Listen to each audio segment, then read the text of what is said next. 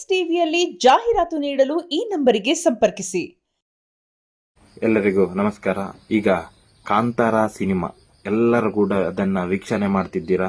ವೀಕ್ಷಣೆ ಮಾಡಿ ದೈವವನ್ನ ಹೊರಗೆ ಬಂದು ಸಿನಿಮಾದ ಚಿತ್ರಮಂದಿರದಿಂದ ಹೊರಗೆ ಬಂದು ಅದನ್ನ ಅನುಕರಿಸುತ್ತಿದ್ದೀರಾ.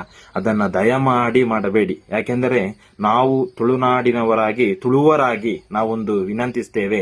ಯಾಕೆಂದ್ರೆ ನಾವು ದೈವವನ್ನ ನಮ್ಮ ಹಿರಿಯರ ಕಾಲದಿಂದನೂ ಕೂಡ ನಮಗೆ ತೋರಿಸಿಕೊಟ್ಟಿದ್ದಾರೆ. ನಮ್ಮ ದೈವ ಹೇಗೆ ಅಂತ ನಾವು ಯಾವುದೇ ಸಿನಿಮಾವನ್ನ ನೋಡಿ ತಿಳಿದುಕೊಳ್ಬೇಕಂತ ಇಲ್ಲ ನಮ್ಮ ದೈವವನ್ನ.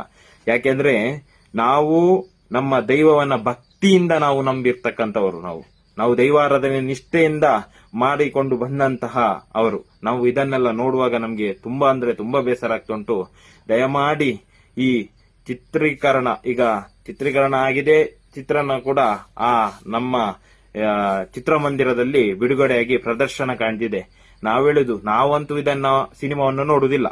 ನೀವು ಕೂಡ ನಮ್ಮ ತುಳುವರು, ನೀವು ನೋಡಿ ಬಂದ್ರೆ ಕೂಡ ಅದನ್ನ ಇಲ್ಲಿ ಹೊರಗೆ ಬಂದು ಅನುಕರಿಸುವುದು, ಅದನ್ನ ಪ್ರದರ್ಶಿಸುವುದನ್ನ ಮಾಡಬೇಡಿ. ದೈವಾರಾಧನೆ ಅದು ನಮ್ಮ ತಾಯಿಯ ಸಮ ಅಂತ ನಾವು ಹೇಳ್ತೇವೆ.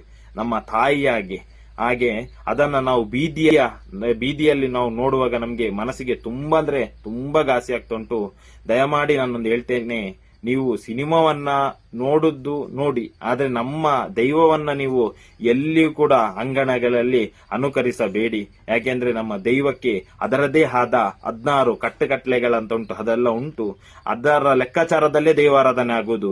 ಈ ಬೀದಿ ರಂಪಾಟದಲ್ಲಿ ದೈವಾರಾಧನೆ ಆಗುವುದಿಲ್ಲ.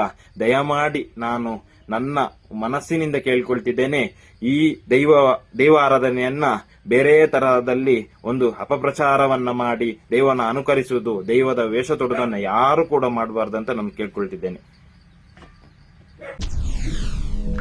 ಎಸ್ಎಸ್ ಟಿವಿ ಸಿನಿಮಾ ಜಗತ್ತಿನ ಕ್ಷಣ ಕ್ಷಣದ ಸುದ್ದಿಯೊಂದಿಗೆ.